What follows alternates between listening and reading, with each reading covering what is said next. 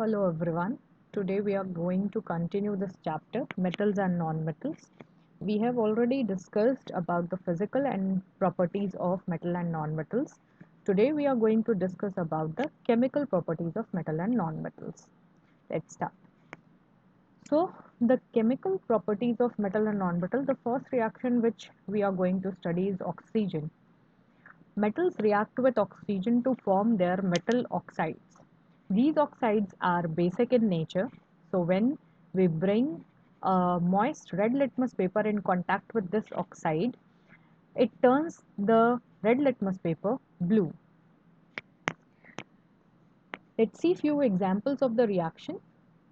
Some metals react with oxygen at room temperature, like sodium and potassium. These metals are very reactive and they react vigorously with oxygen. Even when sodium and potassium are kept in air, they catch fire. Therefore, they are stored in kerosene so that they do not come in contact with oxygen and they do not react with it. So, let's see this reaction. Sodium reacts with oxygen to form sodium oxide Na2O, and this oxide is basic in nature. This reaction happens at room temperature and is highly exothermic. Next reaction is some metals do not react easily with oxygen, they need heating. So magnesium when heated reacts with oxygen to form magnesium oxide. This oxide is also basic in nature and while reacting it produces sparkling flame. You have seen the burning of magnesium strips in earlier classes also. In laboratory we do this experiment.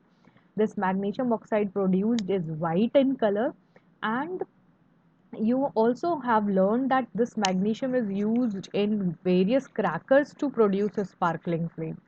So this reaction is done on heating. This shows us that sodium and potassium are more reactive towards oxygen than magnesium.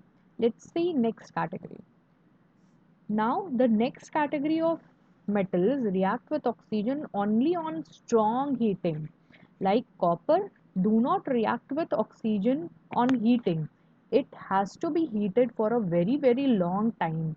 After heating for a long time, this copper produces a black colored solid that is known as copper oxide. So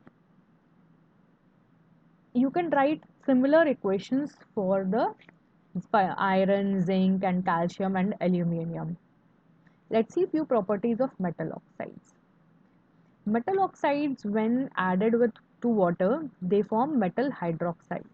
Most of the metal hydroxides are insoluble in water, but few are soluble in water and they are basic in nature, that is they convert red litmus paper blue, so they are known as alkalis.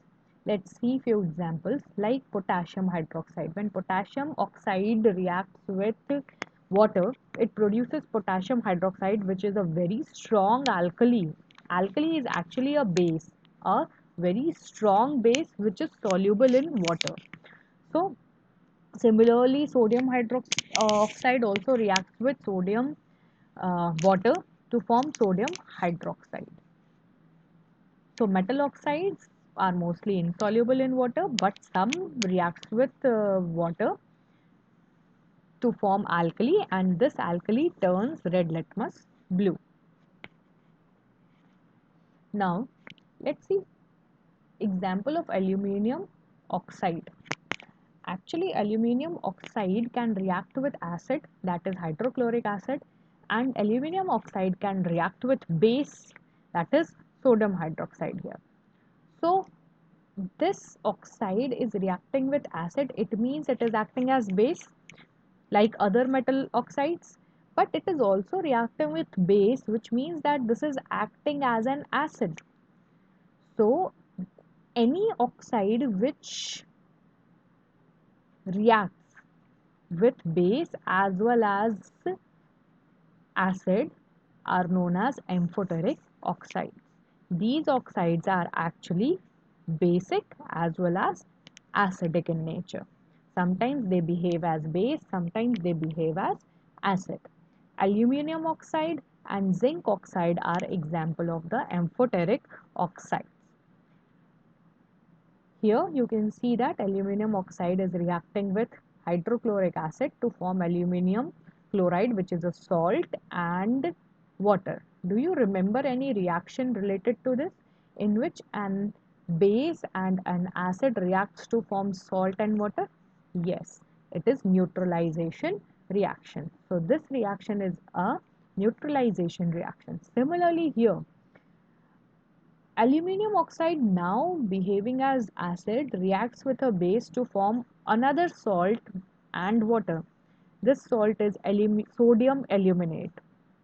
So in these two reactions, aluminium oxide is behaving in different way, and that's why it is known as amphoteric oxides. Zinc oxide is also amphoteric in nature. So please write down the equations to show that zinc oxide is amphoteric in nature. You have to write the reactions with acid as well as base. Now, if we see the reactivity of metals with oxygen, we can see that sodium and potassium are very reactive. Calcium reacts less violently. Then magnesium reacts only on heating. Aluminium, zinc, and iron need strong heating for reaction with oxygen. Copper should be heated strongly for a very long time, and silver and gold do not react at all. So we can see that there is a decrease in the reactivity as we go from sodium to silver.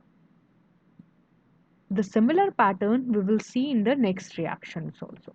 Let's go to the next reaction, that is reaction with water. Metal when reacts with water form metal hydroxide and hydrogen gas is evolved. This hydrogen gas can be checked by a burning splinter and it creates a pop sound. So if a burning splinter is brought near the mouth of the reaction test tube, then it produces a pop sound. Let's see few examples and conditions for reaction. The first category of metals react with cold water. They easily react with cold water, like sodium and potassium. They react with cold water to produce their hydroxide. Sodium reacts with water to form sodium hydroxide and releases hydrogen gas. With this reaction is also highly exothermic, and it produces so much heat that sodium starts burning. The sodium metal starts floating on the water surface because of the hydrogen gas produced, which sticks to the surface of the sodium metal. Therefore, this reaction is very violent and vigorous, and sodium should not be kept in contact with water. Therefore, it is also kept in kerosene.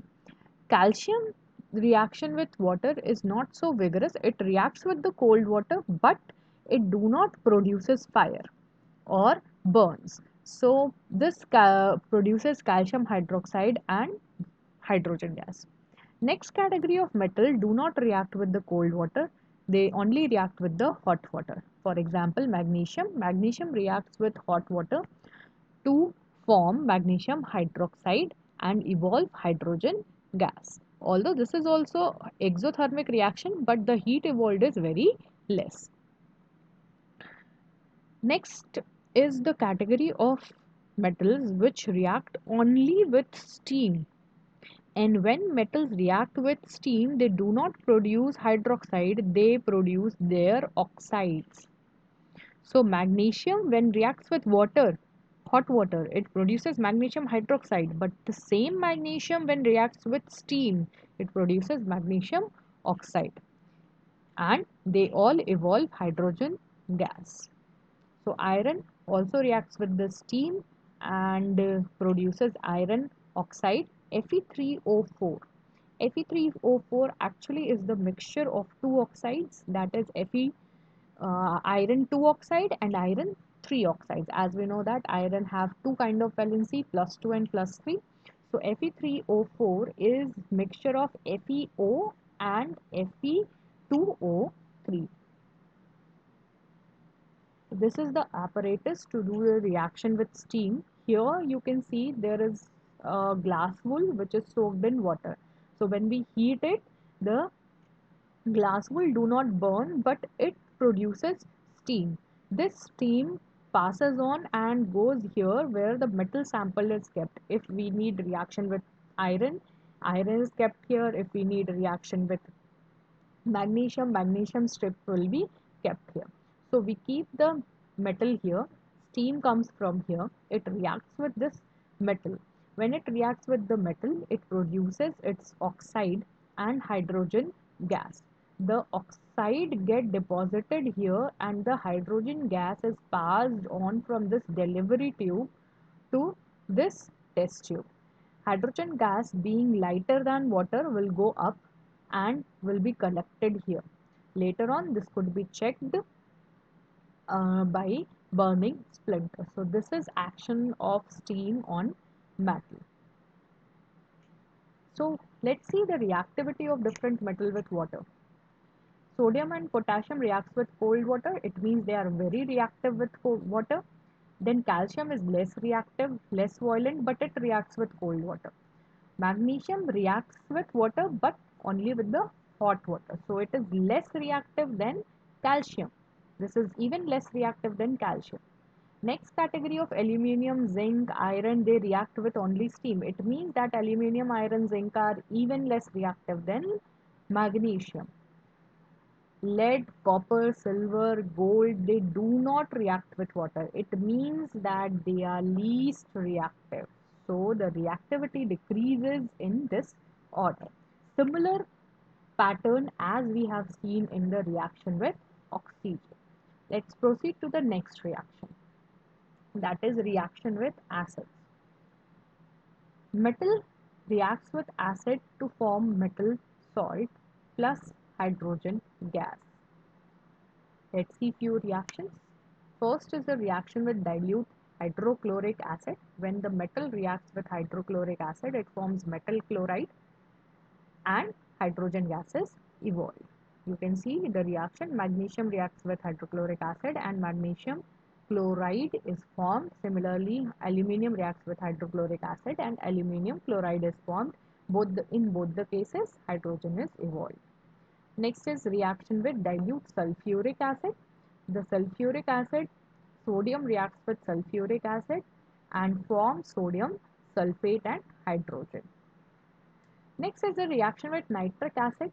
Actually, nitric acid do not give hydrogen when it reacts with any metal because nitric acid is a very strong oxidizing agent. So it oxidizes the hydrogen produced in the reaction to water.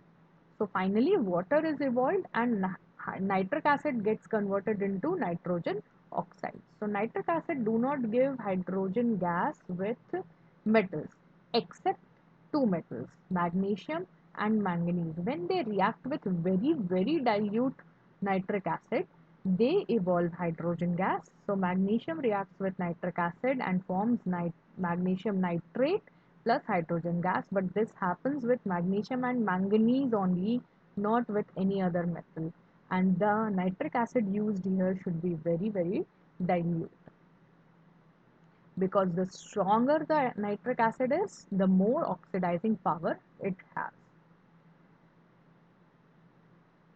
Next reaction which we have to learn is reaction with salts of other metals. So we already have read in the first chapter about the displacement reaction and you have read that more reactive metal displaces the less reactive metal. Let's see two examples. The first example, iron is taken, iron nail we have taken and we have taken blue copper sulfate solution. So copper sulfate is blue in color. When we put iron nail in this solution, after some times the solution becomes greenish in color and the copper metal gets deposited on the iron nail. This green color is due to the formation of iron sulfate. So here you can see the reaction when iron is added to copper sulfate, the copper is displaced from its salt and iron sulfate is formed, that is ferrous sulfate is formed and copper is displaced. So this copper which is displaced gets deposited on the iron nail, and the iron sulfate solution is formed, which is greenish in color. If we do similar reaction with magnesium sulfate, instead of copper sulfate, we have taken magnesium sulfate here. After some time we see that iron nail no deposition is there, and the solution color of the solution do not changes. The colorless magnesium sulfate remains colorless. It means that no reaction happened here. Why? Because because magnesium is more reactive than iron. So this shows us that iron is more reactive than copper, and and magnesium is more reactive than iron. So this reaction is very important, because with the help of this reaction we can arrange metals according to their reactivity. So this is the reaction, and this is the, here there is no reaction. So as we have learned earlier, by all these reactions we can form a series of metal according to their reactivity. We can arrange them according to their reactivity. That is, we can, here in this reactivity series, we have kept the metals from high reactivity to low reactivity. As we go down, the reactivity decreases. So this arrangement is known as reactivity series, and we use this for predicting many reactions. Like we have seen that hydrogen gas is evolved from when metals react with water. So copper do not reacted with water. It, because copper is less reactive than hydrogen and it cannot displace hydrogen. Okay. So by this reaction we can predict many reactions, and by this reactivity series we can predict many reactivity and reactions. So that's all for today. Thank you.